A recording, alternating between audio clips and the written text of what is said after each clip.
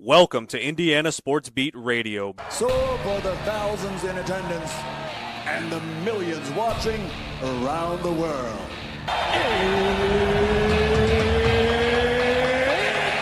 Time! Three on the way. Oh! It went in! It went in! And Indiana wins the ball game!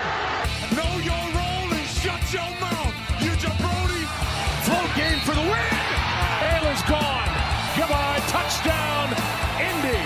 Woo! IU. America. They got a football team now. It's pretty simple. I win. Google me. You know that I'm the cream of the crop. Now, here's Jim Coyle. Hey, everybody, welcome aboard another edition of Indiana Sports Beat Radio. Glad to have you along, as always, and fortunate for you to be with us. No matter where or how you're listening, whether it's on one of our great radio station affiliates like 97.7 ESPN, The Ref, always the right call, or up in the region on the voice of the region, 1230 AM, 104.7 FM WJOB, and of course, in Fort Wayne on Fort Wayne's only sports station, 1380 The Fan. You've got it locked in the right spot. Leave it there. Got to have a fun day ahead. Looking forward to Coach Griff joining us as he does on each Thursday. Mr. Schutte, Dustin Schutte will be along, and we'll talk some Big Ten action and Matt Taylor from the Colts as the NFL kicks off and gets things going this week as well. So looking forward to that and plenty more. How are you? Are you ready for week 2 of the college football season? It's upon us. Let's see. I don't think we have any Friday games, it looks like, which is good. So, but I doubt that can actually be the case. I'd be shocked. But I don't see any on the schedule, but I'm looking at the top 25.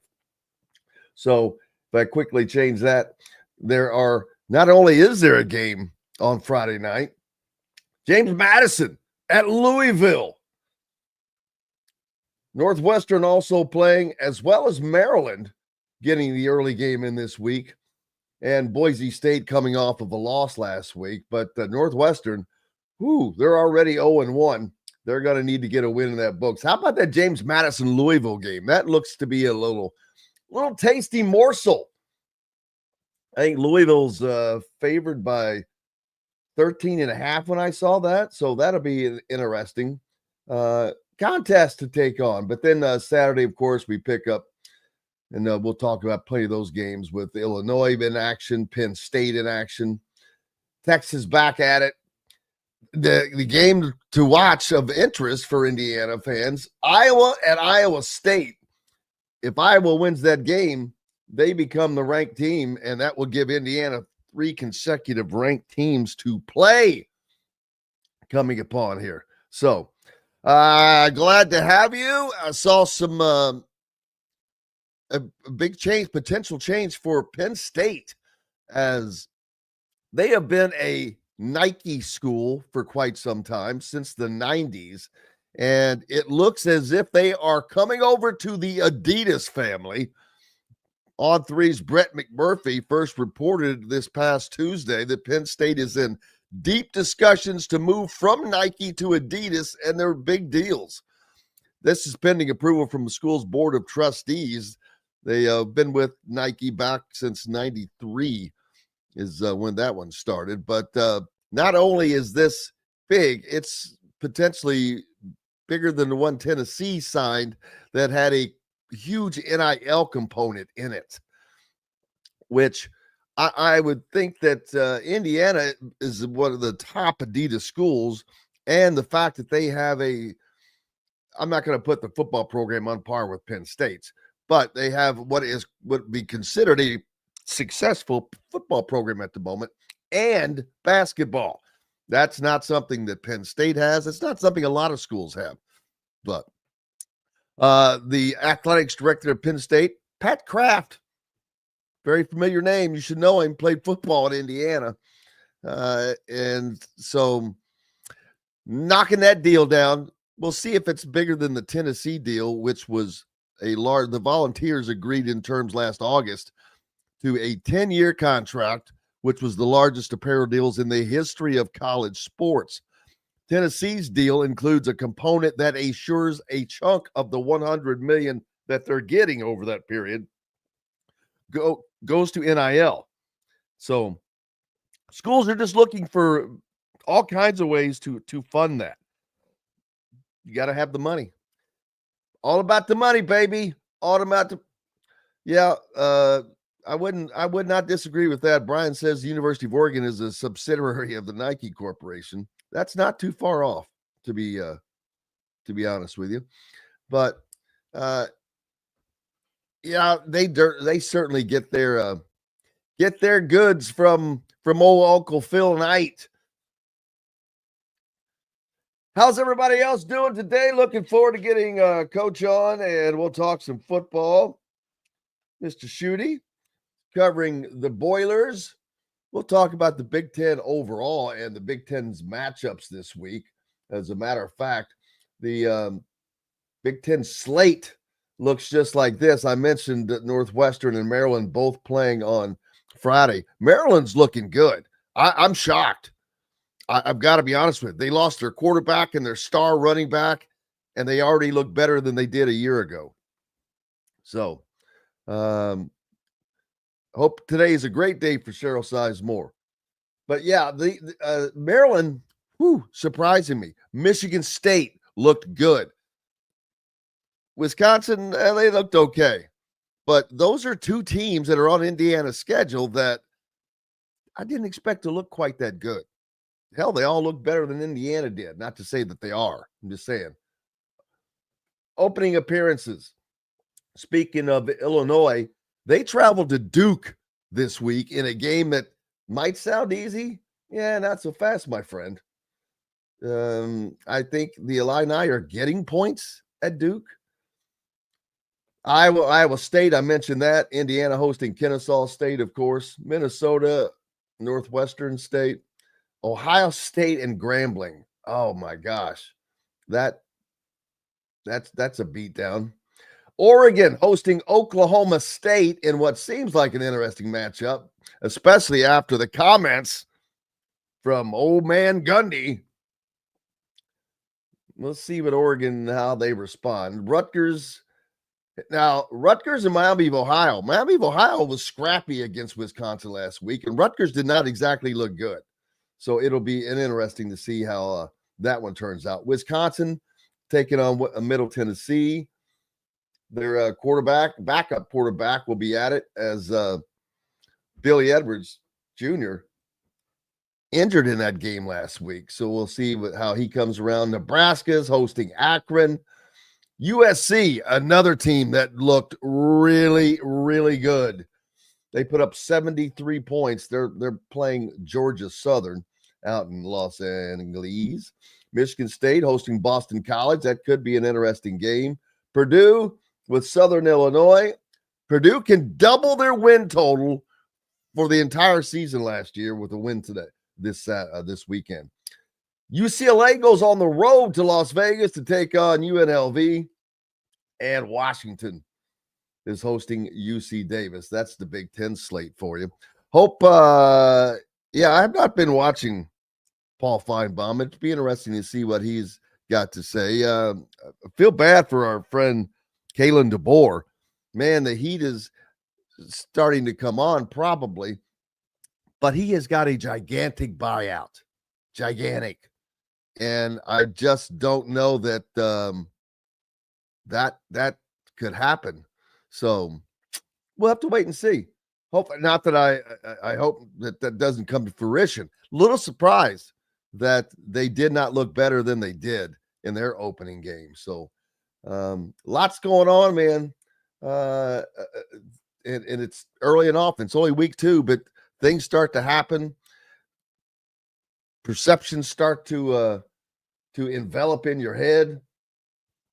Hey, you know what else I got to go to? I haven't been there yet. Let's go to the fantasy college football pick'ems. I've heard that that can't be right. I had 2 picks that I put in. I'll be honest with you. Well, one of them I went 5-5 on, so That is not good. No bueno. No bueno. I'm going to go look at my other picks. I took Iowa. Oh, that's week 2. Go back to week 1. All right. Yeah. So. We'll have to improve upon that this week. Yeah, don't forget the college pick'ems. Go there to the ESPN Fantasy tab and ISB Radio, 2 words, and then Signetti 2025, 1 word is the password. So you can get in there and do that. This week's the games that are coming up. Iowa State. That's a tough pick. 92% so far have picked Iowa State. Surprising. Very surprising. UConn, Syracuse, Illinois, Duke. Not going to be an easy pick. Baylor, SMU, Virginia, North Carolina State. That seems like that should be easy. Kansas, Missouri. There's a toughie. West Virginia, Ohio, Michigan, Oklahoma. A little cross action there with the Big Ten and the SEC. 64% have picked Oklahoma, which I believe the game is being played in out west. Arizona State and Mississippi State, and then Vanderbilt, Virginia Tech. Not a lot of big games on there, but always worth looking at, always worth checking out. And we talked about the new college football at Peepo yesterday with the Big Ten having 2 teams at the top. And I don't know that they're the 2 best teams in the league. We'll have to find out. Oregon might be the best team in the Big Ten. I don't know. I really don't yet. They're sitting this week. They oh man, that's the wrong week. Where'd they move up to? 7th, I think. No, 6th. So you've got 3 Big Ten teams in the top 6. Miami, yeah, they're pretty good. They're playing Bethune-Cookman this week. So, you know, you can talk about the schedules all you want. It's kind of funny, though, when it starts to go around. Ohio State is playing Grambling State. They might as well play Bloomington South. No offense to Grambling State, but in apples to apples, give me a break. Nobody, it's like there's so many. Week 2 is always week 1. You've got some nice, tasty matchups. We had plenty of top 10 matchups last week. Yeah, week 2, everybody wants to get back to some normalcy. But we'll hit the break when we come back. Coach will join us. Let's talk some more football, whatever else that you would like to chat about.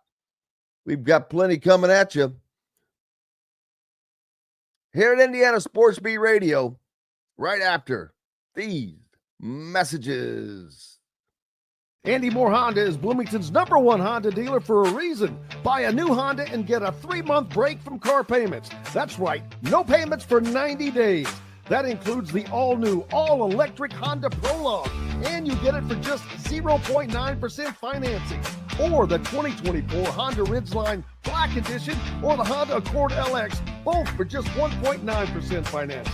Get more to your door from AndyMooreHonda.com, Bloomington's #1 Honda dealer and your best place for new and used vehicles. If you're looking for a new home in the Indianapolis area, you need Cheryl Sizemore from Brick and Ivy Realty. Cheryl Sizemore has over 2 decades of experience, and that could be the difference in getting the home you want in today's tough housing market. Reach out to Cheryl at CherylSizemore@gmail.com or 317-701-0838. That's 317-701-0838. Let Cheryl Sizemore sell or find your new home today.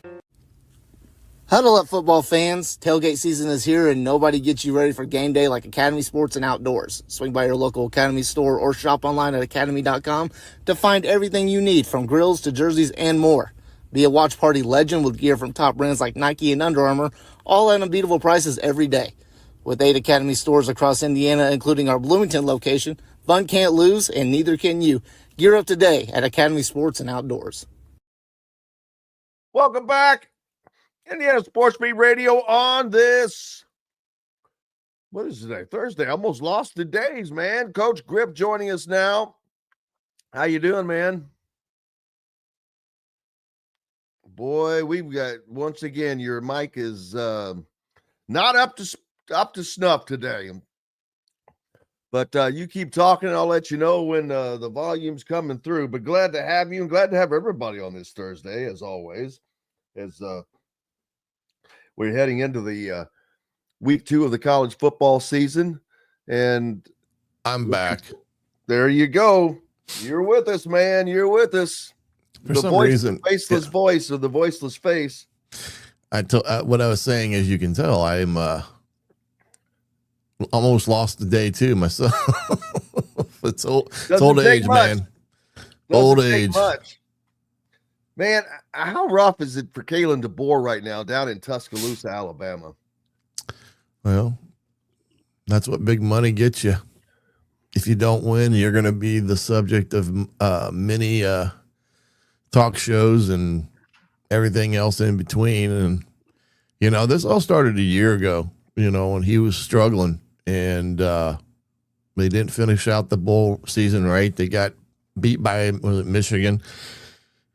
And they go to play a Florida State team who was horrible a year ago, and their kids, some of the criticism, and I'm not saying it should be directed, at Kalen, but he is the head coach, and that's the problem.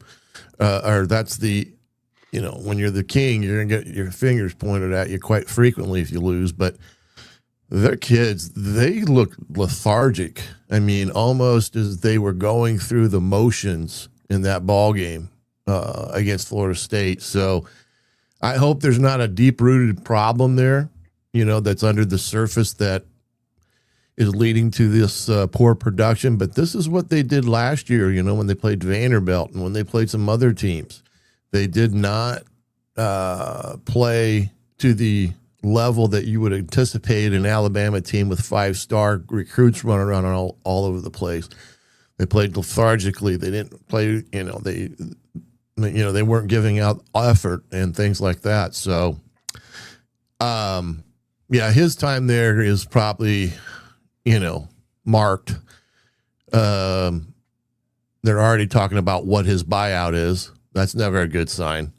Well, no, but the fact that conversation is probably a very short conversation once they realize what his buyout is. That kind of, well, I think it's like 60 some odd million, right? Yeah, it's close to 70 million. So we're talking Jimbo Fisher.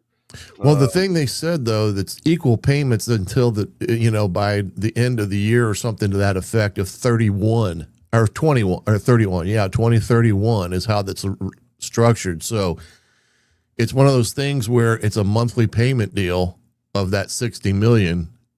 And, for some, that's not as bad as somebody like, I can't remember who else it was. It was like they're due their entire paycheck. And, it's Jimbo Fisher? Stoops at Kentucky. He's got a big buyout, but his is like a full payment of everything that's owed by like 2 months after his dismissal is given. Why would in good conscience would any athletics director write a contract like that? It was kind of like, Indiana got off the hook with Tom Allen too, remember? Well, I don't know that you can say they got off the hook. They negotiated it down to 15 million, which is nothing compared to 70, I'll grant you, but it's still $15 stinking million. No, I agree with that. But my point is Tom's buyout was pretty steep at that time for a contract at Indiana. And he was such a good person. He was willing to negotiate the settlement dollars down some. Yes, because I would not have. I would have said, I'll tell you what, you can pay me the final $5 million a year or something. Yeah, done something to it. Yeah, but that's my point is that because there's no reason for him to negotiate down. No. They were going to make a move. But I'm like, yeah. So, I mean, it's not uncommon that these contracts exist to the extent that they do. And Kellen, I mean, congratulations to their agents. I mean, you got to thank them because they're the ones that have figured out a way to protect the coach. And in today's world, with all the profit sharing that's going on, and that money now going to the players and not to the coffers of the athletic department, which would be used to buy coaches out. This profit sharing. Now they're in a bigger bind with having to pay these buyouts. And that's what's ultimately going to keep guys around more, because the schools aren't going to have the money or the cash flow to necessarily do that. So, Kalen, I hope he's, like you said, I hope it rebounds for him. We know that he's a great individual, great person. Great coach. But as you know, sometimes that fit that you think is there really isn't. And what is missing? I mean, for one thing, I was reading something last night about it, and I don't know Nick Saban. I know him from television. Mm-hmm. I know him from being how he is, and it's kind of a Kurt Signetti without the brief moments of levity. Mm-hmm. Right.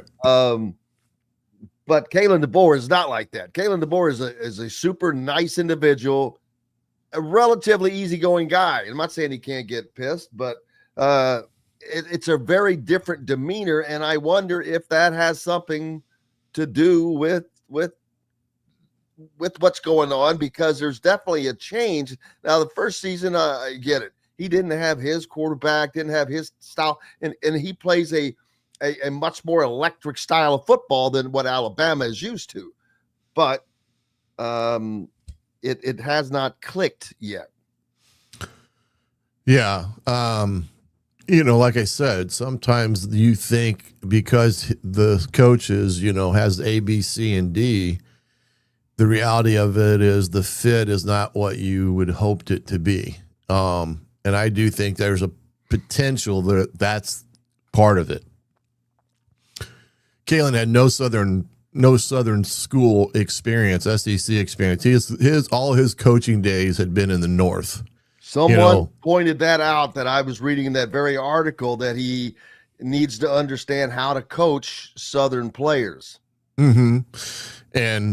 And sometimes those Southerners down there in Alabama and Georgia still don't forgive us Yankees, for the years and years of, between the Civil War. But you can't get any more Yankee than Kalen DeBoer. My God, he's from South Dakota. That's what I mean. So I do think there's that problem in some of the perceptionary aspects of things. Not to say that it's the reality, but as we know, perception can be a big part of someone's reality. But you're correct. I don't know what the problem is. I don't understand why they go game one and they're not playing to the extent that they need to be playing at Alabama.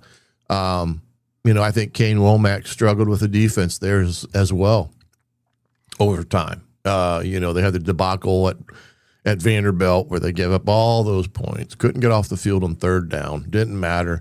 So there's just I don't know. And hey, look, I would not want to be the coach that followed the legend at Alabama. Anywhere. No, you don't want to follow Bob Knight. You don't want to follow Tom Izzo. You don't want to follow those guys that have left a rut in the ground. They don't leave a trail. They don't leave a shadow. They leave a rut in the ground that you've got to walk through. Yeah, and it's a pretty big rut. Plus the aspect of we're at Alabama, and I don't think Saban is a meddler and anything like that. As a matter of fact, I think he's probably a great resource for Kalen, in all honesty. But he is in the building. He's got an office still there. So his legendary figure is ever so present in and around the campus and in the building there at Alabama. So when things go bad, there's a immediate finger to the, pointing down to the end of the hall there and saying, Nick Saban did this and Nick Saban did that. And, maybe you should go talk to Nick Saban. and all those type of things. So I'm not quite sure that's even a great scenario for the head coach, whoever it may be, other than the fact there's a resource there, but it's a constant reminder of who you took over for. It's like beating you in the head every day. Which is always fun, always enjoyable to get beat over the head every day. I'm not a video gamer, never really was, but I know plenty of people are. Not necessarily our audience, that's probably, but it's a big deal. These video games are huge deals. Whether it's NFL. I mean, people are in such big. Dale Earnhardt Jr. I hear him talk about it all the time. But the EA Sports College Football 2027, they're paying these players now. If they opt in, you can opt out, and what that entails is a whole different deal. But last Thursday, on the eve of Week 1 of the college football season, schools and players received a new group licensing agreement for next year's, this is in 2027, next year's EA Sports College Football video game, College Football 27, aptly named. A letter from One Team Partners, EA's exclusive partner in administering the agreements, details 2 new changes in that contract. The company increased its base fee for each player from $600 to an estimated $1,500. I don't know that's, I'll be honest with you, if I'm a star, and even if it's a star like Arch Manning, who is a star in name only right now, it doesn't matter. That star still shines brighter than a lot of other guys. Oh, but yeah. That's not the point I'm making is I'm not sure I'm going to say, I deserve more than $1,500 because I'm in Texas and we're going to sell a hell of a lot more of these than somebody is in Rhode Island, or Alaska, which you could play for the University of Alaska and get the same $1,500. And now, unless there's some details of it that I'm not aware of, but that's one. Number 2, they removed a clause that permitted players to opt out of the deal in future years. While the removal of that opt-out clause is notable, it provided players with flexibility and leveraging to potentially negotiate a higher payment, and royalty in the near future, yada yada yada. So there you go. And I didn't yada yada over the best part. But there is something else brewing there. Since February, nearly 4,000 power conference football players, many of them from blue blood programs like Georgia, Alabama, Oregon. Again, that number, 4,000. P4, think of the P4s. Okay, you've got 4 conferences with 1,000 teams in each conference, but that numbers is not as big as one would think. Either way, 4,000 players have signed their exclusive video game rights over to another entity, Pathway Sports and Entertainment, a startup company focused on monetizing athlete NIL rights, and in this specific case, offering players more than EA. That's a huge deal. For one thing, EA Sports has been around for 1,000 years. EA Sports, you know it. Even I'm not a video gamer, but I know the hell EA Sports is. Just by paying attention. Pathway right now has paid out more than $6 million to these football players, with presumably the intention to negotiate a better deal for the players with royalties from EA Sports. So is Pathway going to be the manager of sorts? Sounds like players sounds like they may. Yeah, it sounds like they may be the entity that's going to handle the gaming world of things when it comes to their likeness being used in a video game. Maybe. It's crazy. You're right. There's a lot of kids that do it. The kids that play now do it. I mean, they get all mad because their rating's not a 90 or above in EA Sports, you know, because of. See, you already know more than I do. What the hell's a rating? What's an EA Sports rating? Well, I only know this because, like, my son is a big guy that gets into the gaming world. They rate a player's ability in the game, so you know, based upon the measurables, how fast they are, presumably how much they do in the weight room and what can they do on the field and things of that nature, and they come up with a rating on them, and that's a big thing of talk in and around the locker room with kids, is about what their EA rating is on NCAA football. So the higher rating you are, of course, the better athlete you are presumably are, and that gets into the aspect too of things like, why, if I'm a 90 in the game of EA Sports, why should somebody that's a 70 or a low 80 get the same amount of money as I'm getting? I'm a better player than he is. Just like you said, why should Arch Manning only make $1,500? In reality, he should probably make twice that, where another P4 quarterback, not as well known per se, make the same. So I'm not quite sure what all the particulars are with that deal with EA Sports and the digital era of things. That kind of was what started all this name and image and likeness stuff, because kids were being portrayed in these video games and as a entity within them, and and they were kind of quasi being represent, or right. But you could tell when you've got a season and a player was wearing a specific number. It's a little more difficult now with that double numbers are allowed. Yeah, I know. Half of IU's roster is double numbered. Yeah, I hate that rule. It takes 2 games to get these players and numbers. But hey, Notre Dame doesn't have the players' names on the back of their football jerseys. So, no, you got that going for you. But yeah, we'll see how this works out. It's an interesting dynamic, though. Man, I'm rewatching Breaking Bad right now, and there was a recent episode where a fly got into the lab, and he drove him crazy. There's a stinking fly in the studio. I'm like, that's one of the things that just drives me absolutely insane.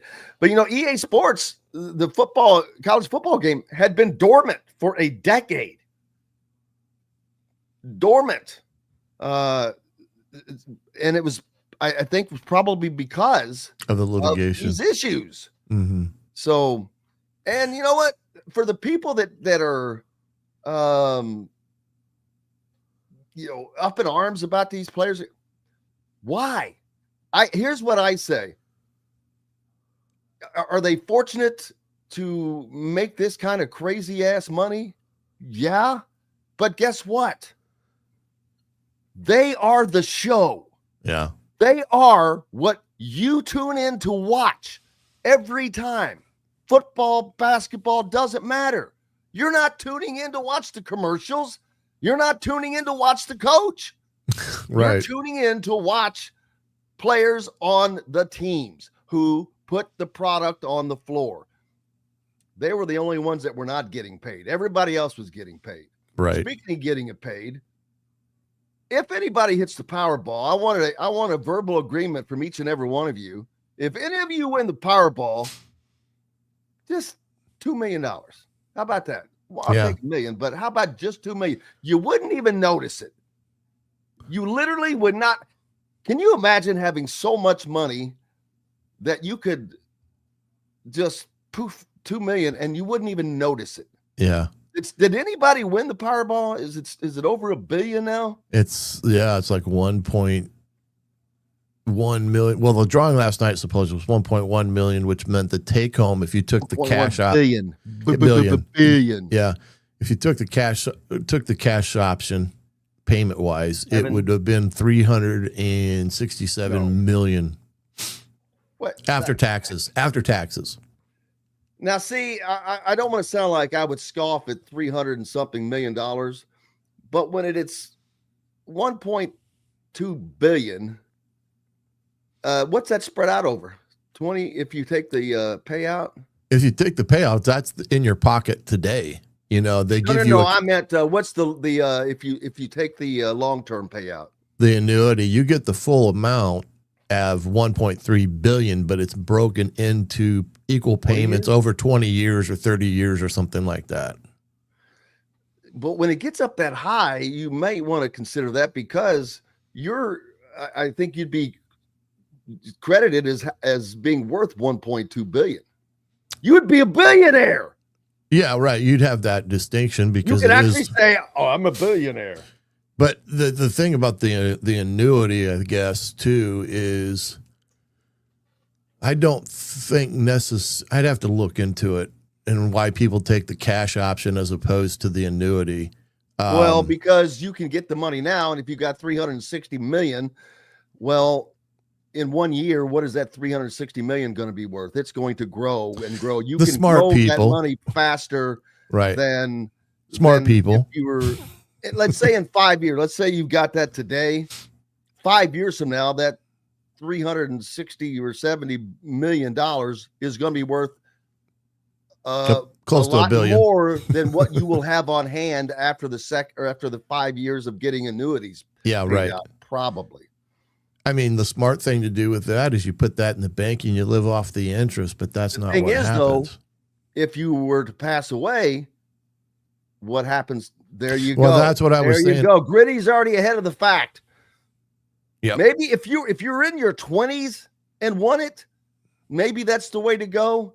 Nobody ever does it. You never see anybody do it. But yeah, there you go. Age is a huge factor. So in other words, I'd be taking the payout, people. Yeah. Yeah, I think the cash value was over 500 million, and then by the time you pay Uncle Sam his 37%, which I think is what it is, you would have came out with 360 some odd $1 million in that cash payout deal. Well, first of all, it cuts right in half. So if it was 1.2 billion, now you're looking at 600 million, and then you take 35% off of that. So yeah, I know it's it's again champagne problems. We're talking about champagne problems here, people. Show me the money is right. That's right. Man, yeah, you can start your own. You can start your own NIL. Yeah, I would be the benefactor. Let me tell you, you would pay any out to the players. You know what? It's always fun to think about that. Oh, here we go. Saturday's drawing for 1.7 billion. That's got to be a record, right? It is a record, I think. Oh my! You want to talk about, for all the fans out there, who would donate to their favorite school and have a building named after them or a field named after them? There you go. The record is over 2 billion. I did not realize. I didn't know that one. I did not realize it had reached that point either way. Brian says it's the fourth highest in world history. Jesus. Isn't it crazy though? Somebody's going to win. Yeah. Usually with these, when it gets this type of dollars and cents, it's always some of these groups that have been putting in $1 every week, that are 20 or 30 from the local factory, that they put $1 in, and they always, get the tickets and stuff. And you see all these people come and claim the money, and it's like 20 or 30 of them. And, but still it's a pretty good deal. Even if you're splitting it 30 ways, you're getting a pretty good chunk of change. There's also I think there's a great documentary on Netflix that talks about people that have won the lottery, significant money, and with X amount of years, they're back to being totally broke. There is no way on God's green earth I would be close to broke. I'm not saying I wouldn't have some fun. I would, but within reason. Yeah. It just becomes stupid to. Well, nowadays they suggest if you win that you go to an attorney, because they create a LLC so nobody would know that you would be the actual winner of the contest of the money, so that you don't get inundated with phone calls and people coming up to your door and knocking on it. So, I've got that all planned out where I would go, who's my attorney, and you won't see me, but if you don't see me I haven't next gotten that far because I don't think I would have a problem getting an attorney toot sweet if that were to happen. Well, if I'm not here next Thursday, well, put it this way, if I'm not here for the post game on Saturday, that may be your hint. We'd be welcoming everybody to the Coach Griff studios, baby. That I guarantee you. That's right. Anybody, and currently our studio sponsorship is open for only the second time in 8 years. So anyone out there that knows of anybody or is interested in any way of being sponsors of any kind, whether you're in one of our great cities like Evansville or Hammond, Chicago area, or there's that damn fly, Fort Wayne. And we got a big announcement coming up soon. I don't want to let the cat out of the bag too soon, but it's a big announcement. Look forward to making. It's like Christmas, boy. It's hard to hold on to those things, but sometimes you gotta keep them under the hat. Hey, we've got to take a quick break. Coach Griff is with us on this Thursday, heading into week 2 of the college football season. NFL opens up this week. High school's on week 3.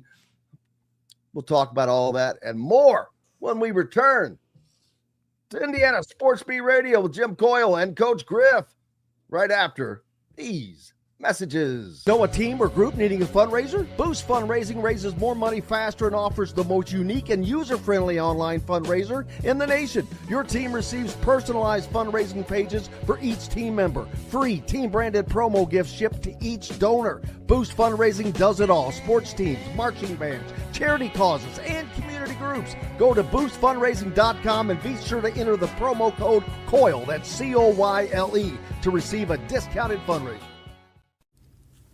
Huddle up, football fans. Tailgate season is here, and nobody gets you ready for game day like Academy Sports and Outdoors. Swing by your local Academy store or shop online at academy.com to find everything you need, from grills to jerseys and more.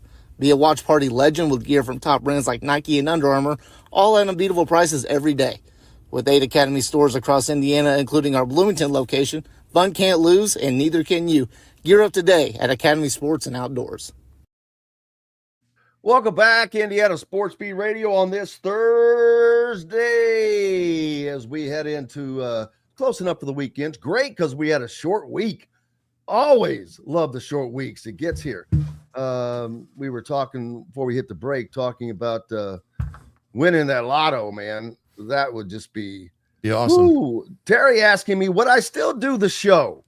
Yes, I would. I would. I've thought about that. There would be some changes, no doubt. You would more frequently, you would see me doing the show underneath of a palm tree. That's for certain. But I'd still do that. That's, the great thing about, even though it is work, I know people they say, oh, he just does the show for a couple hours a day. Well, I think most people know there's a lot more that goes into it than that. And there's a lot more going on that we do. But I'm not lying. There would be a few more employees and Jim doing a little less. But there you go. Brian's got it. He says, name, image, change is what it should say. Drop off the grid, island in Belize. May buy your own island for that. That's right. Jets, helicopters, limos, let's go. There'd be a little of that. I'm not going to lie. Security, you'd have to hire some security. It's funny. I mentioned earlier, I'm rewatching Breaking Bad for like the 3rd or 4th time, but Huel, if you're a fan of Breaking Bad, which I was a huge fan, Huel was the security guard for Saul Goodman, Better Call Saul. What a funky head that dude had, but yeah. Philip says Jim wins the lottery, then pays $1 million to the Pick'ems winner. You know what? We would have to find a way to do that. It wouldn't be $1 million, but it would be a healthy win. Absolutely. Gritty says her seats for IU men's basketball and football would be a lot better. Suites, Brian. Yeah, there you go. You'd have your own suite. How sweet that would be. How sweet it is. And, speaking of the pick'ems, did you do it last week? I forgot. Okay, well, you're going to have to go in this week. Yeah. And we'll give you credit. Not that I'm not eligible to win. But don't think if I don't win that I won't be talking about it, baby. Yeah, it's bragging rights. Because I haven't come close to winning. And we do it different every time. I thought that this one included the spread and the rank, how you could rank these teams. But I think there are 10 selections and you can rank them importance, 10 down to 1. The first one is worth 10 points if you get it. And then down to, like, if you're sure that this one's going to hit, and then that's, or the game that you're having the toughest time on, you make that the 1. But yeah, that was my first week of doing it. I hope everybody understood how it works. Seems like it. Everybody got in there. Don't forget, you can go to the fantasy tab under ESPN and College Pick'em. And once you get there, it's just ISB radio, 2 words. And the password is Signetti 2025, 1 word. I did 2 picks. My first one, Jim picks 1. I went 5-5 last week. No bueno. I picked Ohio State, and I picked Tennessee. I had the Marshall Thundering Herd. Am I in the right week? Yeah. I picked Marshall to cover against Georgia. Got that one right. I did not get Alabama, of course. Yeah, nobody did.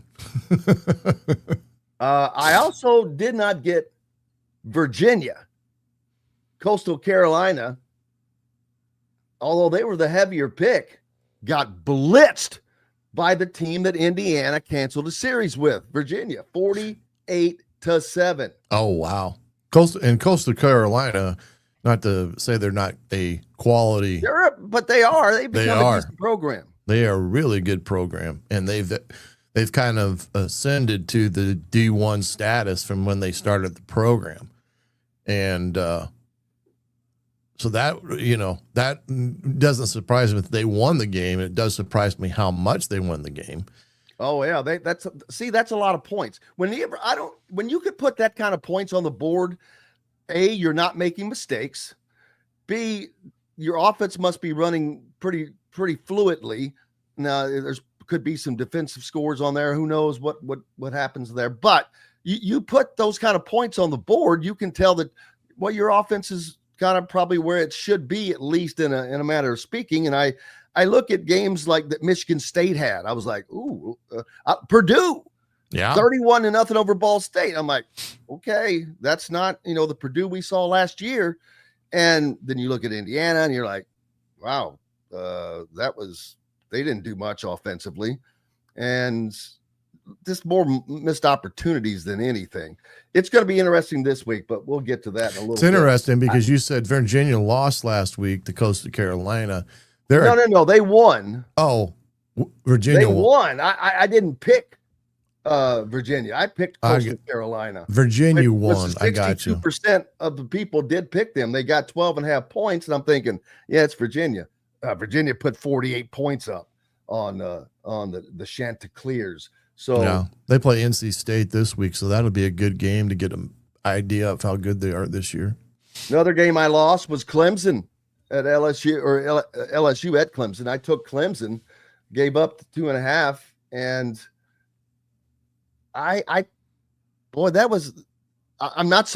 Clemson didn't play bad, but LSU looked pretty damn good.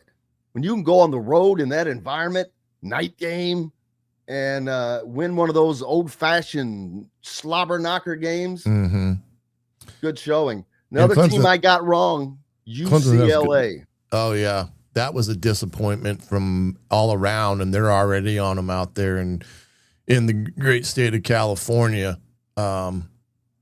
because nothing offensively went right, even with Nico as the QB out there. So that's going to be an interesting dynamic because I'm not sure I would have touched Nico. I mean, there was a ton of people that were red flagged on him from his days at Tennessee and what his father and how he inserted himself into the equation and demanding that Tennessee pay him X amount of dollars. And that's why he ended up transferring away to UCLA, not getting anywhere close to the amount of money that his father was demanding. But I just don't think the kid, I don't know. It's just one of those things where I think there's a lot more hype there than there should be for him. Half the time there is. So yeah. Well, I didn't. That was not when you have that kind of going forward. But hey, we've got to take a break here in a minute or so. Let's see the other games I picked. I picked South Carolina successfully over Virginia Tech. I picked Miami over Notre Dame, but I only went 5-5 on that run. So it's not like was great. Now my second pick or second set of picks, I did much better. But the two toughest games, I wisely had them in the 9th and 10th spot. Ohio State and Texas. I took Texas in the second one. Didn't get that one. And I took Notre Dame, didn't get that one, but it only cost me 3 points. I got LSU, I got Utah, I got Tulane, I got Fresno State, I got Utah State. These are different games. I got Arizona, missed on Oregon State, but I got South Carolina as well. So got one I'm doing well in. And let's see, how's the group doing overall? Pull that out. I got a question that needs to be talked about. I'm tied for first right now. Good. With 43 points with Pete of all people. Pete's the one that sets this up every year. But hey, we've got to take a quick break. We'll be back. Dustin Schutte is going to join us. Coach will stick around. More coming up. We'll talk Big Ten football on the other side once we return back to Indiana Sports Beat Radio. If you're looking for a new home in the Indianapolis area, you need Cheryl Sizemore from Brick and Ivy Realty. Cheryl Sizemore has over 2 decades of experience, and that could be the difference in getting the home you want in today's tough housing market. Reach out to Cheryl at CherylSizemoreSells@gmail.com or 317-701-0838. That's 317-701-0838. Let Cheryl Sizemore sell or find your new home today.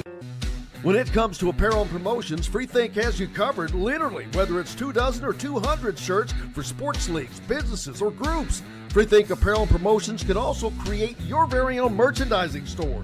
Freethink Apparel and Promotions did it for Indiana Sports Beat Radio, and they can do it for you. Whether it's screen printing, embroidery, digital printing, promotional products, vehicle wraps, or anything else under the promotional line. See what Freethink Apparel and Promotions can do for you at freethinkapparel.com.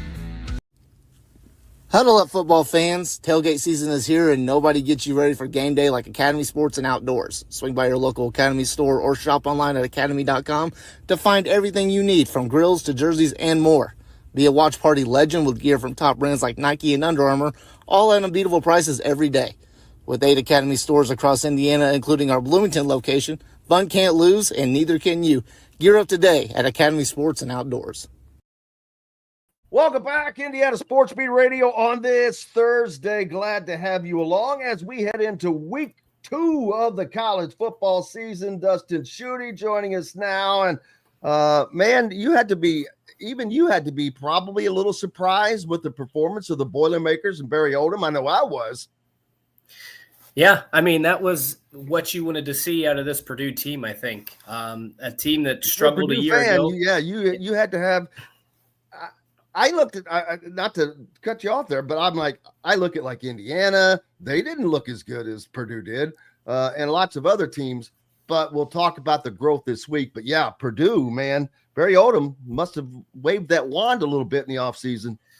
Yeah, well, I think too, they had obviously 82 new players. This was our first glimpse to kind of see them together as a team, and I was thoroughly impressed. But I think you also remember that if you want to compare Indiana and Purdue, Old Dominion's a really good team. That was a team that took South Carolina down to the wire on the road last season, and then this is a Ball State team that Purdue played. I think they had 53 new players on their roster, brand new coaching staff. So I don't know that one looked better than the other, but I was impressed with how Purdue played. Their ability to throw the football. Ryan Brown was the only Big Ten quarterback to go for over 300 yards in that game. To get a shutout in your first ever game, I think that was really impressive. And one thing that stood out to me, and probably people on the Purdue side will remember this, last year there were times when Ryan Walters would say one thing and a player, an assistant coach would say something completely different. This year, they talked about things that were, where they needed to improve. And players, Barry Odom and Mike Shear, their defensive coordinator, they were all on the same page. A lot of it was about tackling and saying the same thing, stressing the same thing. So it tells me that this team is at least on the same page. We'll find out here in a couple weeks. They'll welcome USC on September 13th. So that's when we're really going to find out about this Purdue team, I think. But at least there's that chemistry, that unity that I think they've lacked the last 2 years. Well, definitely, Coach, as you know, that's a huge chance. That's hard to do. But we saw what Kurt Signetti did at Indiana, and I'm not making a comparison because only that new coach bringing in lots of new players. That's a ton of new players to bring in. That's an entire new roster is what that is. So, but that's also the quickest way to bring your own culture, to change culture, to wipe away the 2 years prior to that, because there was nothing there to keep. It's kind of like Indiana basketball. They cleaned house. And finally, after having bits and pieces of stuff left over, it cleaned house, and probably needed to do that, to be honest with you. Same thing with Purdue football. And the good thing for Purdue, well, what was the crowd like there? It was pretty good. I think it was the second highest attendance in the last 10 years for a home opener. Wow. Which was, I think they were around 55,000. I'd have to go back and look at the numbers. So they had a lot of fans in attendance. It wasn't quite a sellout, but they had a lot of people there, considering, again, there were a lot of things working against them in the offseason. You don't know a lot of the players on the team. They were 1-11 last year. Ball State's not going to draw a huge crowd for most people, but people are bought in on Barry Odom, and I think that's cool, that faith and belief is going to continue to grow as the season goes along, because as I said, as good as they looked, I think that this is still a team that's going to get better as they go along, and we'll see what happens. Yeah, were you a fan of Breaking Bad? I watched about 2 seasons, and then I liked it, but it was a little too intense for me. Well, the reason I'm rewatching it for like the third or fourth time, but nice. They're down in that pit that they have the chemical there where they do all of their lab work, and somehow a fly got in once, and half the episode was trying to kill this stupid fly. That's what's been going on in the studio today, and you just got it. Took care of business, man. Took care of business. The reason I asked about the attendance is because Purdue is a team that was crap the last 2 years. Nothing to look forward to go see. Indiana coming off of an 11-1 regular season college football playoff appearance season, greatest season ever. They did not have that. They didn't have that because, for one thing, the stadium only holds 53. But they were probably maybe around 50. I'm not sure, Coach. If and now at halftime it was more like 20.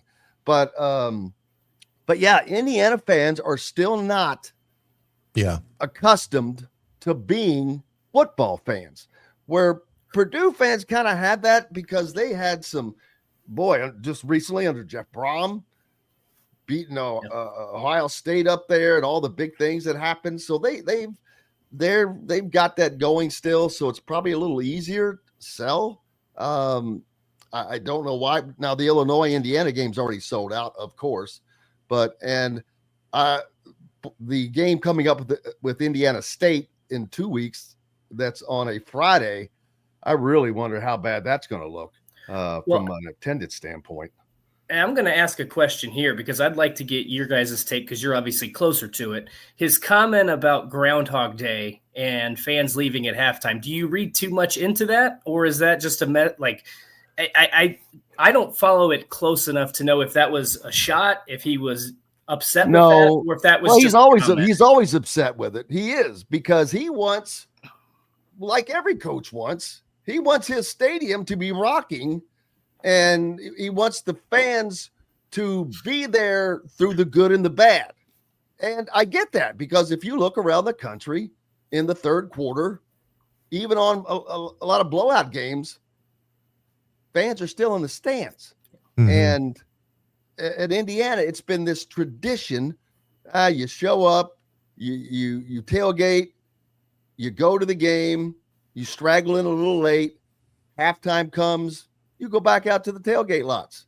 And that's still an old habit that is going to be hard to break. Now, these first 3 games are not exactly, the kind that draws you in, that can't miss. It's not can't miss TV. I get that, but it doesn't matter. At certain other places, they still are able to keep a lot bigger crowd as far as football fans. Now, the product on the field, it wasn't great, but again, if you're a fan, they want you to be the fan. I get that. I'm not saying it's right or wrong. The weather was outstanding. I know the sun does at Bloomington. I can't remember at Purdue how is it most football fields are set up to go run north and south, so the east and west doesn't really affect you. I wonder if that was a mistake with Memorial Stadium in Bloomington, that they shouldn't have run it the opposite way, because that sun bakes on people over that east side there, man. Yeah, it does. Yeah, but the thing, like you said, Jim, I think the only way they're going to curb this kids leaving at halftime and stuff is that they're going to have to shut down that tailgate area and not allow them to go back. How are you going to do that? Well, again, I mean, if you're going to keep kids in the stadium, heck, they've even started serving beer in the stadium. But that was hoped to keep them in there more. Yeah. Except for, I don't know how expensive the beer is. I'm sure now the students of today can probably afford it, because they seem like they can afford. It seems like every stinking student is on their own NIL program. But they sold out the student section before the season for tickets, which was a good sign. They opened up for purchase of those that were still available so that more students could get into the game on Saturday. But when they come in and leave at halftime, that's not a good deal, where the university opens up the purchasing of other tickets at student prices and they come and go. So, yeah, his shot was a little bit, I guess you could say, a little there in that regard. I think he was talking more about the performance of the game compared to their game a year ago against FIU, where they did not that same type of game. They won it, but they didn't really play a great game all around. So I think it was more that than the latter. But there was still a little bit, disappointment on his part that the students left at halftime. Well, Rudy's comment kind of does bring it home. He says he finds it hilarious how IU treated football for the past 100 years and then has a great year, and all of a sudden they expect fans to be Alabama fans. I get that. There's truth to that. You're not going to change these perceptions overnight, especially with these first 3 games. Now, once you get to Illinois, it's sold out already. Michigan State, that game should be sold out, because I think Michigan State is better than they obviously were last year. UCLA, we'll see. And Wisconsin is probably going to be a better game than anticipated. But what's Purdue got coming up this week, El? They have their last quote-unquote easy game, I guess I'll call it, because Notre Dame lies in the weeds behind that, right? Well, they'll play Southern Illinois this weekend. It's a night game, 7:30 at Ross-Ade Stadium, and then they'll host USC on the 13th, and then they'll travel to Notre Dame on the 20th. So yeah, after this week, things get pretty intense pretty quickly for Barry Odom. So tell you what though. They play a conference game before playing Notre Dame this year? Yes. Yep. They will play USC on the 13th, and then Notre Dame is the week after. But I'll tell you one thing. We don't know. Obviously, we don't know a lot. This team is a lot better. They play a lot harder. I think they're more fundamentally sound than they were a year ago. I'm intrigued by that USC game because I think Purdue's a lot better. We saw last year that teams had trouble traveling cross country and performing well. USC is going to have to do that. And the other thing is they have hired Josh Henson as Purdue's offensive coordinator, who spent the last 3 years on Lincoln Riley's staff. And what a huge benefit that is to have somebody on your staff who knows basically USC's playbook in and out. I'm not saying they're going to win. I'm not saying they're going to win that game. I think it's going to be a closer game than when people look at the matchup on ESPN or, on the screen. It's going to be closer than I think most people believe it will be. And that'll be interesting to see. But USC put up 73 points last week. So they've got their offense clicking. But it's a great point, man, that travel thing, it's real. It is real because there was a stat last year that no Big Ten team that traveled 3 time zones I think they had won like one game in the last 20 or something. And Penn State was able to hold off. Was it Oregon they beat last year? Penn State so this was interesting. Penn State beat USC, which I think we can all agree Penn State was a lot better than USC. Oregon went to Wisconsin. Wisconsin was not a good football team last year, and Oregon had to fight tooth and nail. The only one that I remember anyway that was lopsided was Indiana beating UCLA in Los Angeles. Mm-hmm. And I might be forgetting that was the eye opener for Indiana fans right there. That jumped out of there. UCLA, on the other hand, they have to travel back to this way this season, and they did not start the season looking well. But I talked about Indiana having an unbelievable 3-game stretch to start Big Ten play with Illinois at home, and then they have to go on the road at Iowa, which if they win this week, they'll be ranked, and then they go to Oregon after that, of course, which could be the best team in the Big Ten. Purdue has their own 3-game murderer's row. They host the Trojans next Saturday, and that's followed, as Dustin said, by a trip to South Bend, which is followed by a game at home against the Illini that Indiana will have played. And so there's a little murderer's row for Purdue before they get a break by playing Minnesota, Northwestern, and Rutgers. So they get 3 unbelievably tough games. Then they're going to get some breathing room. Ironic, they can double their win total of all of last year this week. Yes, they can, Jim. Yeah. And what's funny to me is I think a lot of people, after seeing that, and again, I know it's Ball State, and I know it's a new staff, and they had a lot of new players. I think Mike Uremovich is going to do a really good job there. I think that they just have so much work ahead of them. I think it's going to be a little bit of a process, but I think they're going to end up being a good team at some point down the road.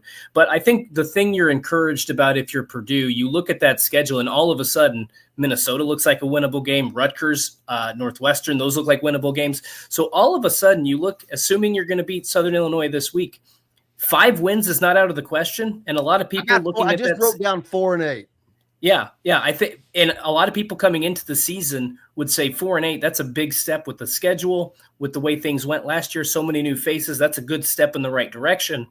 But I wouldn't completely rule out getting to potentially 6 wins, because if you can get those 5 that you just mentioned, you've got to pull off an upset somewhere, which isn't going to be easy, but it's not impossible.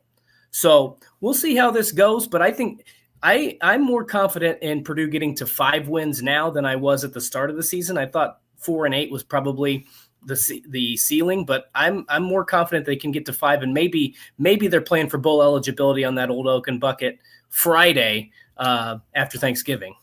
Boy, I mean, that's so long away, but I will guarantee you one thing: it will not be a 66-0 game this year. No, no. And Barry Odom wasn't there for that. But if you're a coach, you know quick history. It doesn't take long to look it up. But that should be an interesting game, with that game being in West Lafayette. But looking forward to that. We've got to get you in on the pick'ems, the ESPN ISB pick'ems. Ooh, okay. We're 1 week out, but I'll work out a way to figure that all up. But and I'll tell you what, of all the people like us that are on the show, I can get into it. I'll make it a special category, and we'll do a dinner for somebody. But it's set up this year to where I think you're still picking against the spread, but you weigh the games. There are 10 games, and a game you feel greatest about, you put that 10, 9, 8, 7, blah, blah, blah. Confidence points.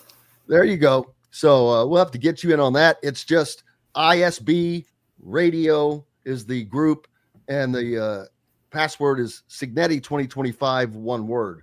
So we have to get you in on that. And but yeah, it's kind of fun to do it that way, a little different.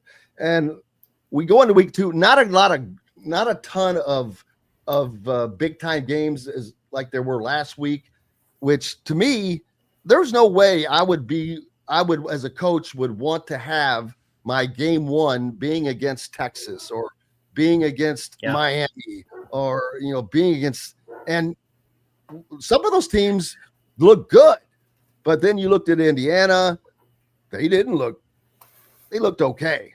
And it wasn't as bad as it appears. Purdue looked good. When you put up 31 points, first of all, your offense is moving. 0. It's hard to get a goose egg in college football today. Mm-hmm. So that's got to be a bright spot for Purdue fans defensively, putting up a shutout in their first game. Yeah, I mean, I think that was the encouraging sign, and Ball State had a chance to knock in a couple field goals there, and they missed both of them. So I think the fact that was a shutout, again, I go back to last year, and Purdue beat Indiana State 49-0. But when you watch that game, there were so many things that there were so many penalties and sloppy play that you're just thinking, how good really is this team? Yeah, you cannot judge a game against Indiana State for anything. I hate to say that because it's an in-state school, but let's be honest, they suck.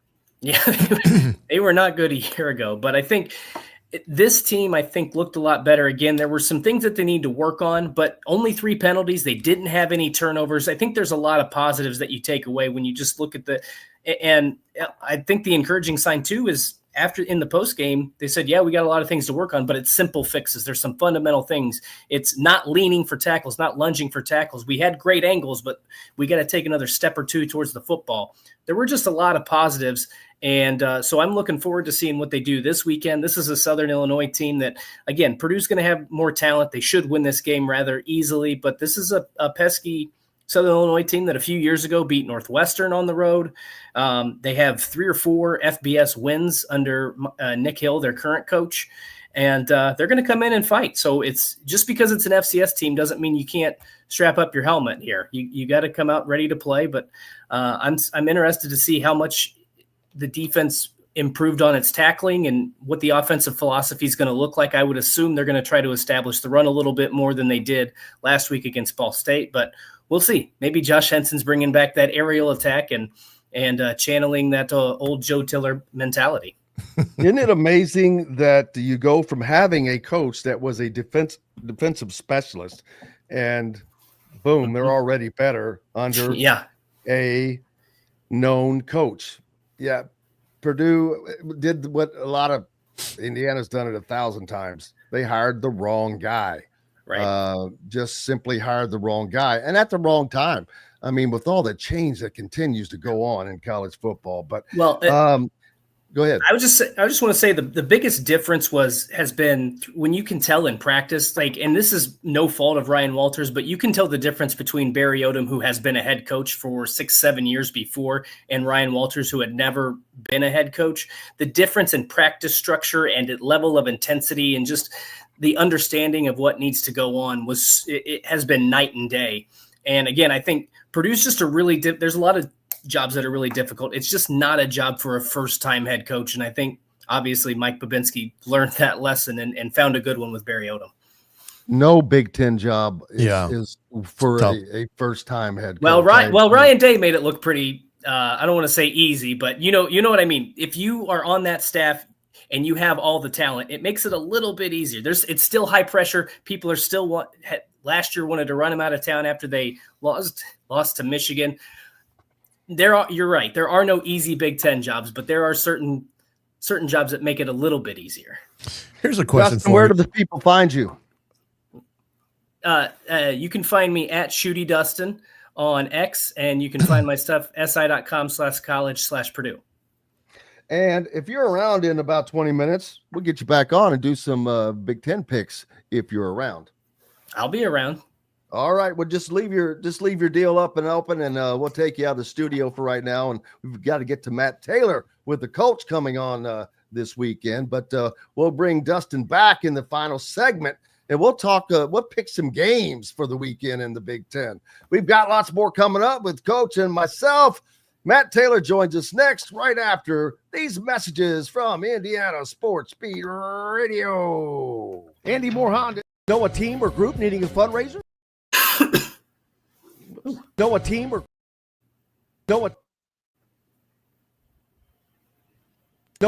group needing a fundraiser? Boost Fundraising raises more money faster and offers the most unique and user-friendly online fundraiser in the nation. Your team receives personalized fundraising pages for each team member. Free team-branded promo gifts shipped to each donor. Boost Fundraising does it all. Sports teams, marching bands, charity causes, and community groups. Go to boostfundraising.com and be sure to enter the promo code COYLE, that's COYLE, to receive a discounted fundraiser. Huddle up, football fans. Tailgate season is here, and nobody gets you ready for game day like Academy Sports and Outdoors. Swing by your local Academy store or shop online at academy.com to find everything you need, from grills to jerseys and more. Be a watch party legend with gear from top brands like Nike and Under Armour, all at unbeatable prices every day. With 8 Academy stores across Indiana, including our Bloomington location, fun can't lose, and neither can you. Gear up today at Academy Sports and Outdoors. Welcome back, Indiana Sports Beat Radio on this Thursday, and waiting for Matt Taylor to jump in. It looks like his mic is not connected just yet, so hopefully he can hear us, and we'll get him in here as the Colts and the NFL open up play this weekend. Plenty of games there to take in, so it's football full bore this weekend. Now that the NFL is rolling on, the Colts have an opportunity to do something they haven't done a lot of and win that opening game. So we'll see how it goes, but waiting for Matt to join us. Go ahead, Coach. How about the Chiefs and Chargers in Brazil tomorrow? Yeah, the NFL, man, all international. Yeah. Speaking of Mr. International, you know him, you love him. You can't live without him. Matt Taylor, the voice of the Colts, otherwise known as Don Fisher. How are you doing, sir? What is happening? What are you doing? Well, we're just hanging out, talking some football right now. And, Dustin is there. I'll just bring Dustin back in. To hell with it. Dustin Schutte with us, covers Purdue. We've got Coach Griffith with us, as well as the man, the maestro, Matt Taylor. It's time to kick off for the NFL, man. We're going to be up neck deep in football after this weekend. Oh, you betcha. What starts tonight? We got a game tomorrow on YouTube or Amazon Prime or Netflix or Apple. I don't know. You got to have them all, right? You got to have them all to watch. Boy, do you. Don't we? Holy smoke. I mean, yeah, it's crazy. Week two of college football, and then Sunday with the NFL. So if you don't like football, I'm sorry. You can just go ahead and just dig a hole in the backyard and put your head into it for about 6 months. That's all we got for you. Exactly. And much like college did last week, taking advantage of the Labor Day weekend, had games like 18 days in a row, it seemed like. No, I wish they would do a little more of those Thursday games and not the Friday ones. But anyway, play starts tonight, right? Week 1, Cowboys, Philadelphia, and Dallas. It does indeed. Thursday night football. I'm really excited about it, man. There's a lot of good matchups right out of the gate. There's some really important matchups division-wise. There's some really important games, I think, inter-conference, as is the case here for the Colts. week 1 as they take on the Dolphins. That's a really important game as it relates to trying to get off to a good start in the conference, because I think right there, Miami's going to be in the mix. I mean, there's 16 teams in the AFC. I mean, how many of them right now can you just go ahead and take a Sharpie and draw a line through their name? I mean, not many, right? It's that wide open. There's so much parity in the league.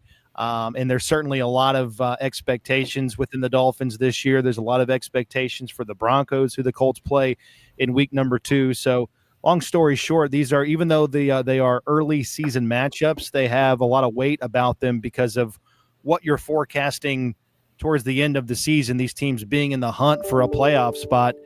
You look at Miami, they're blocked by Buffalo. They've won that division 5 years in a row. Denver could be blocked by the Chiefs. They've won that division, AFC West, 9 years in a row. So there's some ramifications potentially around these 2 early season games for the Colts. Yeah, and with the Cowboys, you can't even mention Dallas without thinking Jerry Jones, and then without thinking the trade that he thinks was a good one. But I've got to be honest with you, no, not so much, because they need help now, and you just gave away possibly the most dominant defensive player in the NFL. Yeah, I mean, it's very curious. I mean, I don't pretend to know what's going on in Dallas, but, just on the surface, those are the guys you do pay, right? I mean, the Micah Parsons of the world are the guys that do get the money traditionally, right? I mean, you pay guys that put into the end zone and take it away. You pay quarterbacks and wide receivers, and then on defense, you're paying corners and defensive ends, the guys that disrupt the pass on the front end of the play and the back end of the play. So it's very curious. The awkward press conferences that are happening moments after those trades are made makes for good drama, right? Makes for good talk show topics. There's no doubt about that. But it's a little weird on the surface as to why they were so staunch on not giving that money to a premium player at a premium position. Yeah, mind-boggling. Tomorrow night, you've got the Chiefs at the Chargers, and the only reason I bring that game up is because I truly, Coach and Matt, I'm not a fan of Jim Harbaugh. I think that he is just crap. I don't think he should be allowed to coach in any league for what he was proven to have done. And there's nothing the NFL can do. I get that, nor do the Chargers give a crap about what he did in college. But there should be some consideration of, this is the person we have leading our organization, whether they want to acknowledge it or whether or not he wants to acknowledge it. He is a cheating SOB. And I get, hey, when I was rodeoing, buddy, our favorite saying was, if you ain't cheating, you ain't trying. And it's not necessarily, but they went above and beyond. They broke, all kinds of codes, not just rules, but, football code. It didn't matter. All that stuff was like, forget it. It was anything goes because he could not beat Ohio State, number one. And he had to take a pay cut.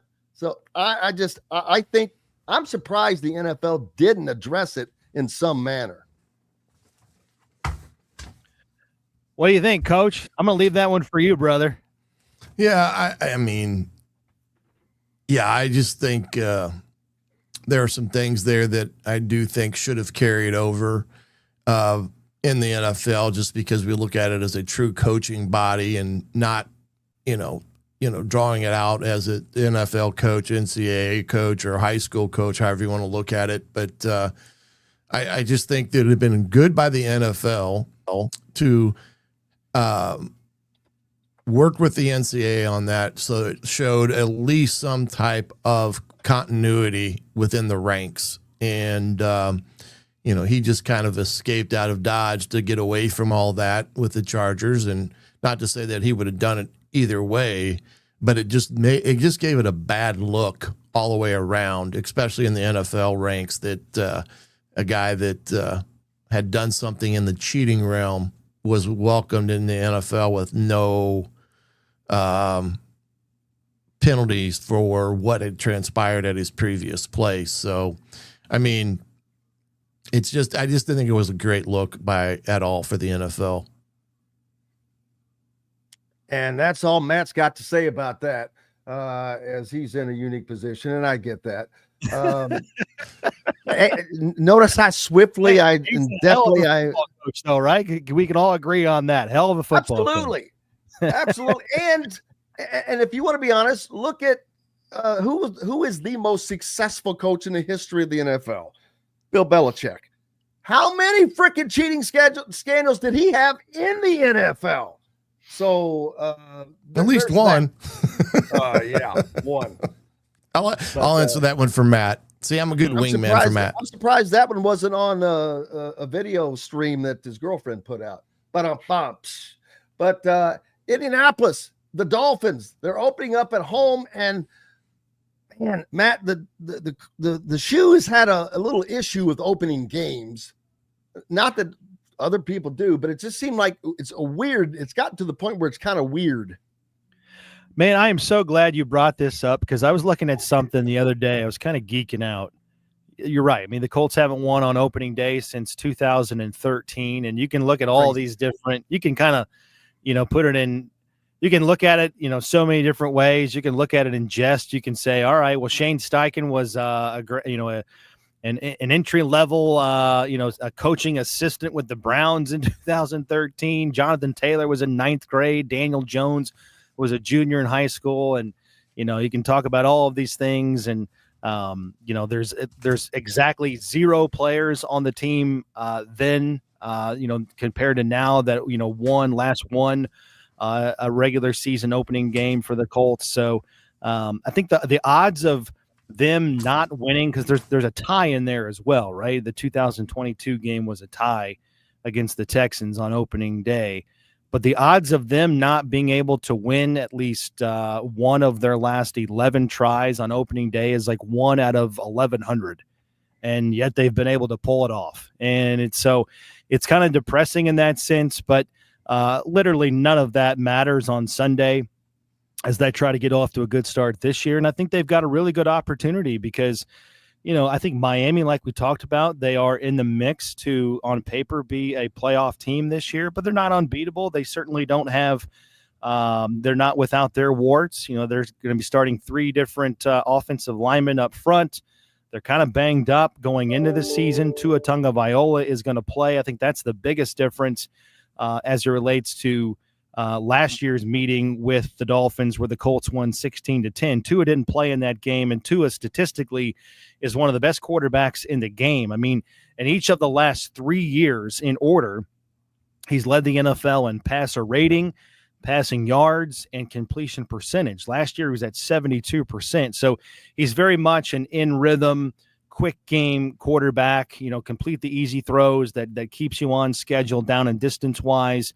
Stay ahead of the chains where you're 2nd and short and 3rd and 2, so you can convert and stay on the field.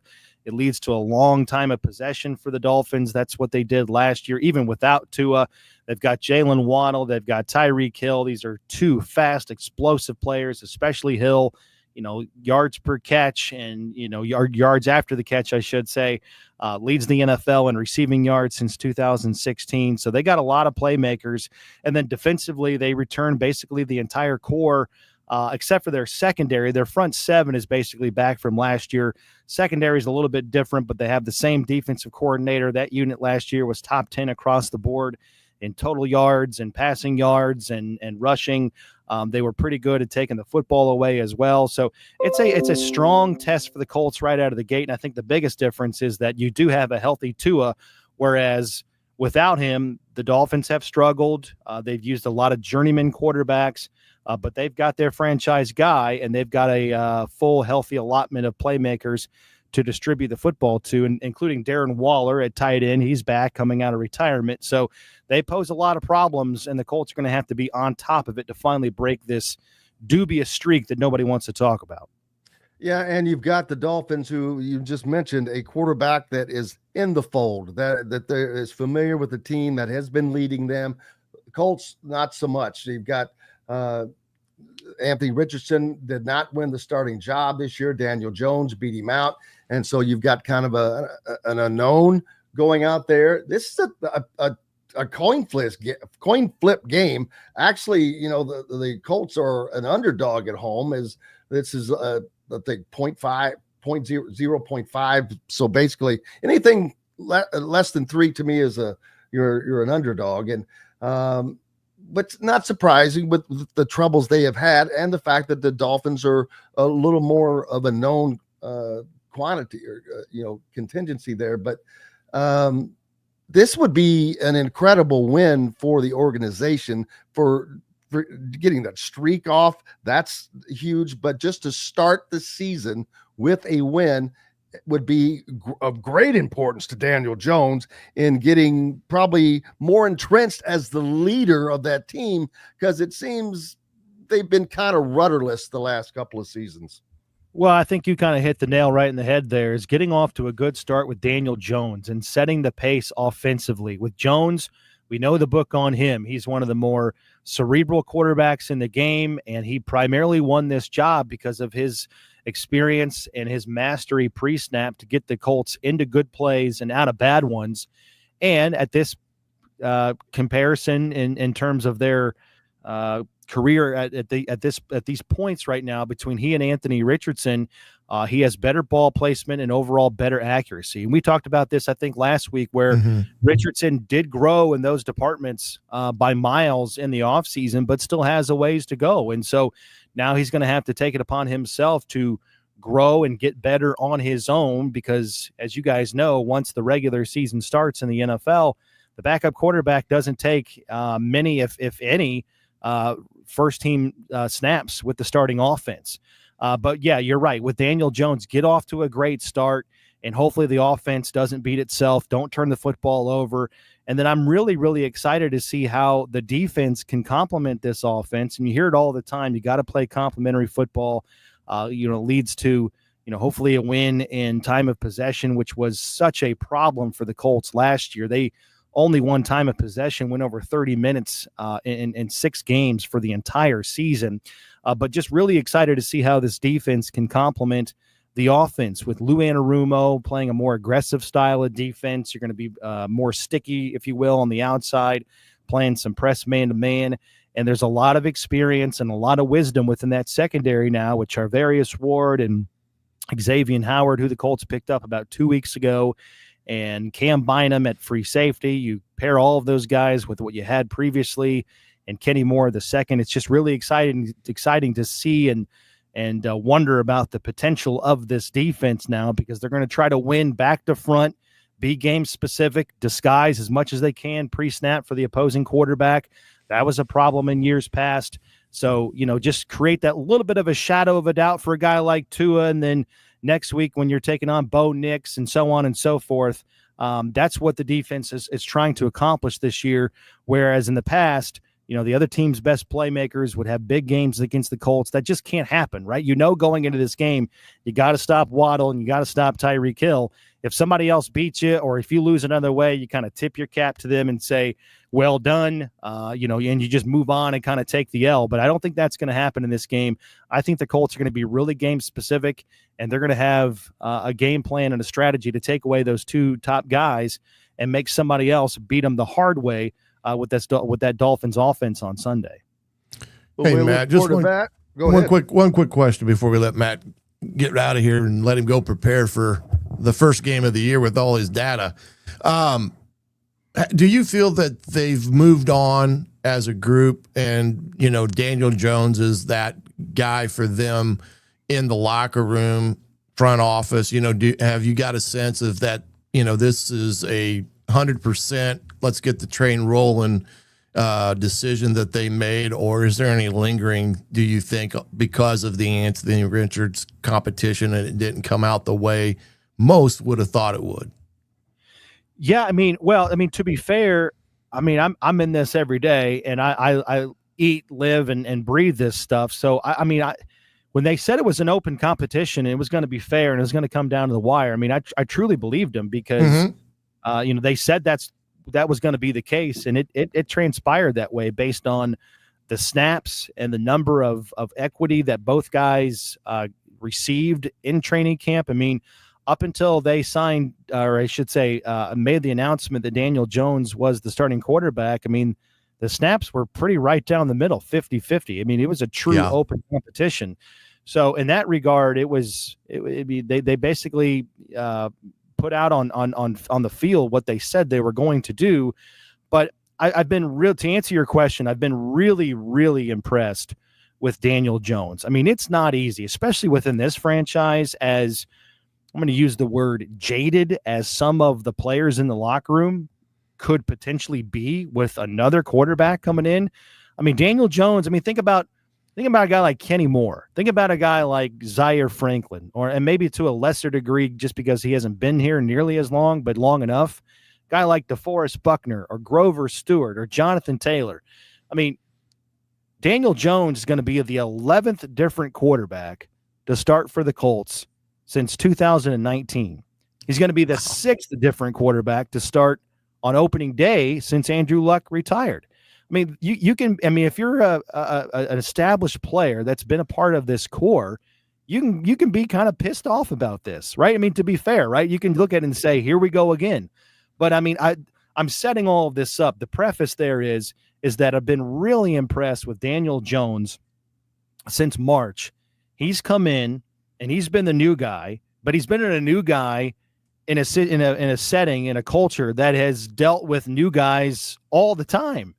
And he has done a really, really good job of winning the respect of everyone inside that locker room. I mean, you can come in and say, I'm going to be the first one in, last one out, and I'm going to know everybody's name and blah, blah, blah, blah, blah.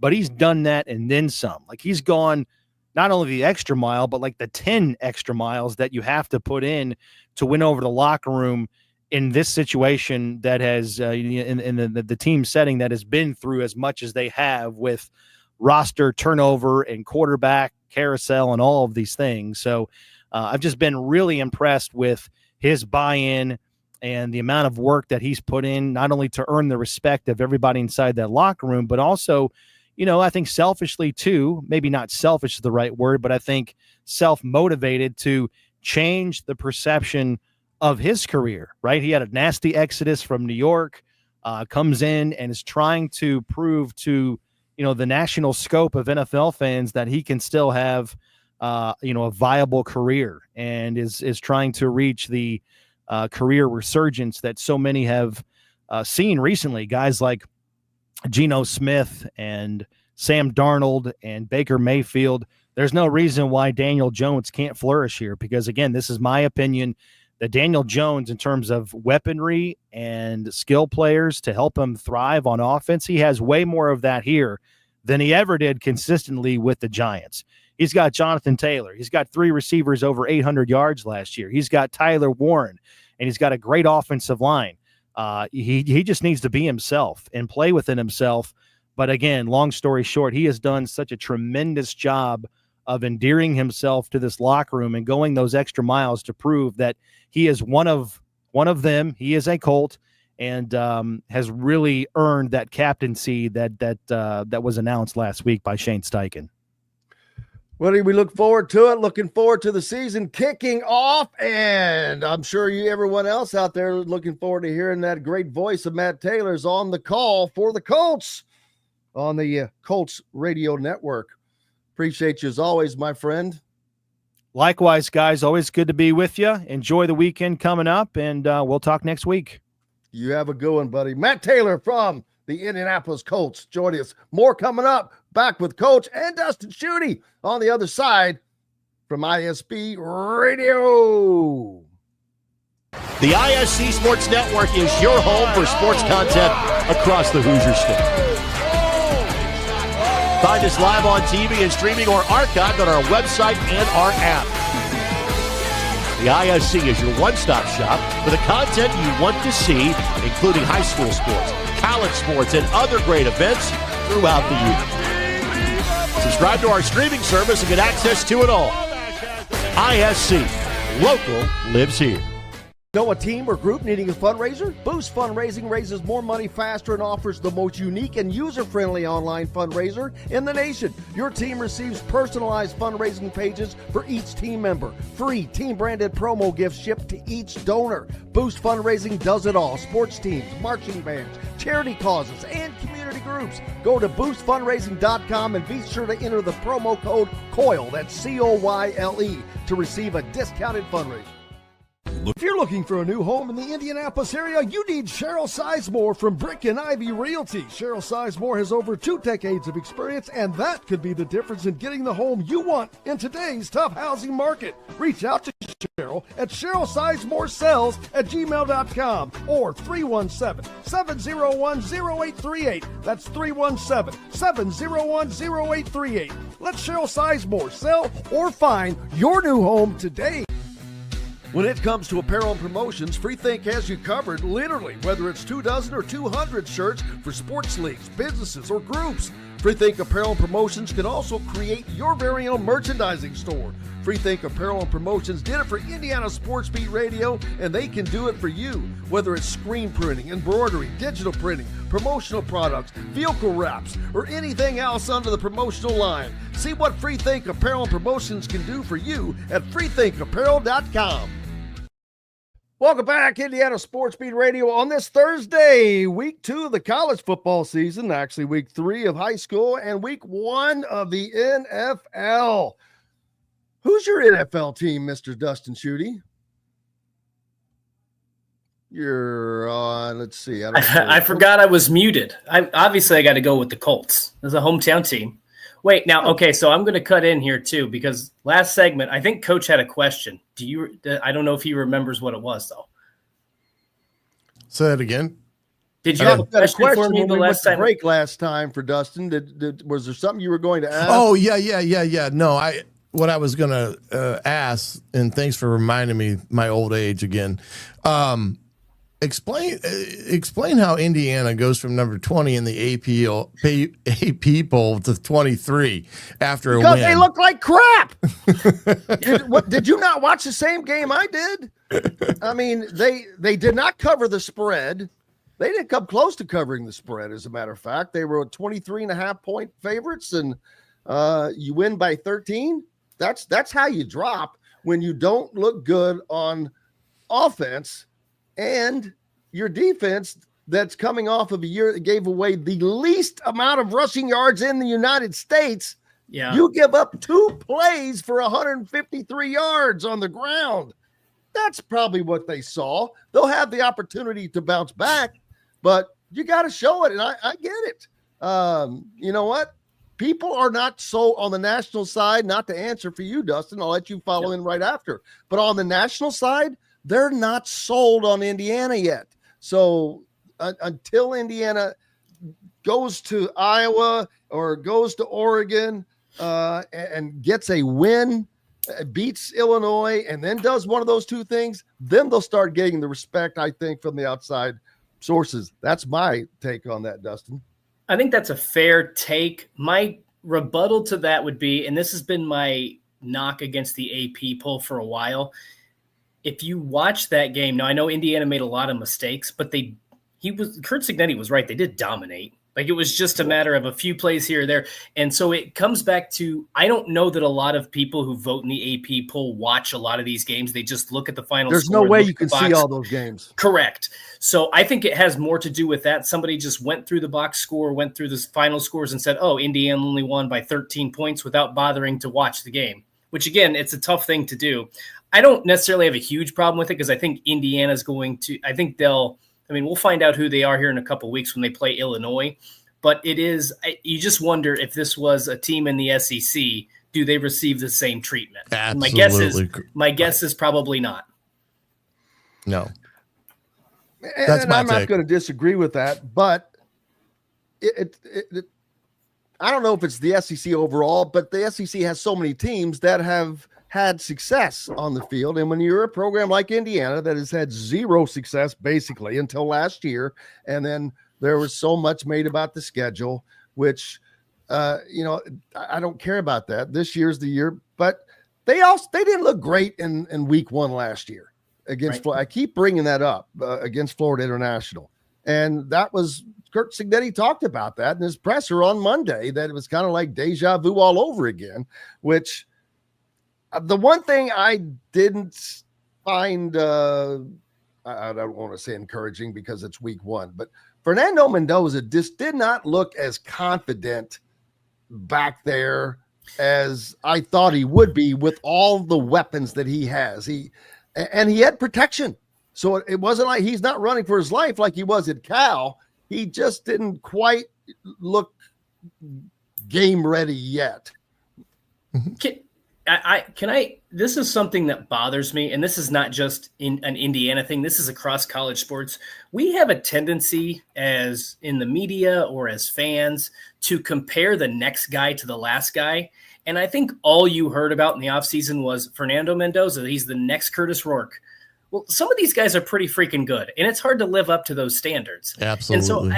And so, I'm not saying Fernando Mendoza is a bad quarterback. I think he's a good quarterback, but it's hard to accomplish what Curtis Rourke did last season. So let's pump the brakes and give him some time here. I think and I'm not calling you out on this, Jim. I'm just saying. I agree with what you're saying. In the offseason, there's just so much of this guy's going to be the next, Curtis Rourke. This guy's going to be the next Tevin Coleman. And it's like, well, those guys were really good at their job. And you don't have to be that level of talented to still field a good football team. There's a lot of examples. Everybody wants, the next 7-footer at Purdue to be the next Zach Edey. Well, that's not going to happen. That kind of stuff just doesn't happen. So I think just pump the brakes a little bit. You can still have a really good team, even if you don't have a quarterback who plays at the level Curtis Rourke played at last year. Yeah, and Curtis Rourke played predominantly between his ears. He was not a guy that was throwing 70-yard bombs. He was not running out, getting out and designed runs. Of course, he had a torn ACL that none of us knew about. But I've mentioned this a couple times already. When I watched the Miami game, I loved when they would show Carson Beck from the defensive side, and they're looking into his face, and he just had dead eyes, dead. There's no emotion. He's just it's like he just woke up from a nap, but that's just because he has this. His mind moves at a much slower pace than the rest of us. But I mean, in that he's able to make decisions. Didn't have all this stuff rushing through his head. He looks very calm. I think that Fernando may be just getting a little anxious in that first game. A lot going on, and this week will be. We'll see a lot from a lot of different teams, whether it's Purdue or Indiana or Michigan or whomever. What growth has there been from weeks 1 to week 2? You know what I'm interested. What kind of stood out to me from week 1? I could not stop thinking about this, Jim, because I think a few years ago you had him on the show when I was on at one point. Josh Hoover. Remember how high we were on a former Indiana commit? That kid can throw it. That kid is with good really reason. Good. He lit Bill Belichick up. Yes, he did. But that was something that stood out to me. I didn't watch a lot of TCU football last year, and all of a sudden I tune into that game and I go, Josh Hoover. Oh yeah, we were really high on him, and we were correct to be. Yeah. Absolutely. And can you imagine having him? TCU gets the not a lot of schools get to keep guys for 2 years, although we've got that going on at Penn State right now, at Illinois right now, TCU right now. It's an advantage for those programs to keep the guy in the fold. And this would be a tremendous boost for Indiana if they had Fernando Mendoza next season. We'll of course we'll wait and see about how all that goes. That's going to depend on how his season goes this year. The thing is, if you have a great season, he's probably gone to the NFL. And if he's not gone to the NFL, it's probably because he didn't have as good a season as Indiana would have liked to. But Big Ten games on the schedule this weekend, man. Let's see. Where is my my list? Got to go back. I got to go backwards. Got to get out of the pick'ems and get back to the games that are going on this week. And what's the biggest? There are no. I shouldn't say there are no conference games this week because I don't know that for a fact. I'm not there yet, but I would think that these are going to be mostly non-con games as we play in week 2 for most Big Ten teams.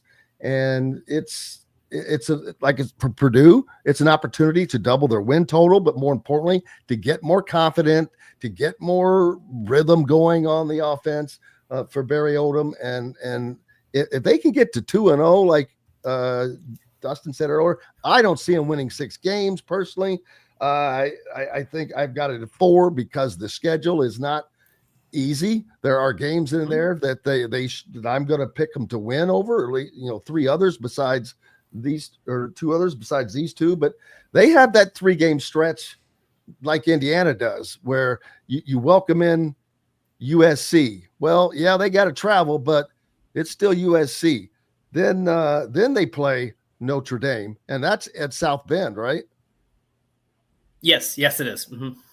And then who was the third? There's a third. I don't have their schedule. They play after that. It's Illinois. Illinois. There you go. So that's as tough as a 3-game stretch as they're going to have all season long, just like Indiana. Well, it's like Indiana. Their first 3 games of conference season, toughest 3-game stretch they're going to have all year. Oh, yeah. Well, now don't forget here. Now later in the year, I think it's starts on November 1. Purdue will go to Michigan. Then they host Ohio State. Then on the road at Washington. Then they get a bye week, and then they'll host Indiana. So that 4-game stretch is absolutely brutal. Yeah, that's no fun either. Again, you've got the travel out west. Even though they play Indiana at home, Indiana should be ahead of the game. We'll see. That's weeks and weeks away, but we'll see. How about the play of Bryce Underwood for Michigan, freshman stick? I'm like, okay, that's going to be interesting. Interesting for Michigan to go with a freshman, but so does Notre Dame. They have a freshman as well. Yeah, CJ Carr, Lloyd Carr's grandson. He played. You know what? I thought he played pretty well, given everything. I mean, playing on the road against a top 10 team in Miami, that's not an easy thing to do. Plus a good defense. That defense from Miami is legit. Yeah. I've also mentioned that there are college athletes that are suing the NCAA now for a 14th season of eligibility. We'll have to talk about this later because we're out of time, but I wish I would have been able to bring that back up again. But that's why we got to get you on here twice a week, boy, so we can really just hash it out, because we still did not get to talk about any fun stuff. There's all the fun stuff that goes on in the life of Dustin Schutte. He's always out doing something creative, and you'll have to come up with the Schutte story of the week next week. I'll see if I can conjure something up there. Well, brother, appreciate you as always. Of course, Coach, appreciate you as well. Most importantly, thanks to each and every one of you guys that are out there following us. We're back tomorrow to do this again as we get ready for the weekend. But we got to get a double dose of Schutte. Yeah. As soon as hey, don't forget tonight, 7:30 tailgate, breaking down Kennesaw State and Mr. Dexter Williams. Yep. And Dustin, anything coming up for you? Nothing special. Just continuing to cover for the Boilermakers. Keep giving him a follow. Appreciate everybody as always. Look forward to being back tomorrow to do it all again.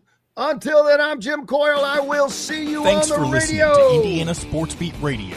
Be sure to subscribe to our YouTube page for more clips and team coverage of Indiana basketball, football, and more. You can also find full episodes and tons of other content on thehoosier.com. We'll see you next time for another edition of Indiana Sports Beat Radio.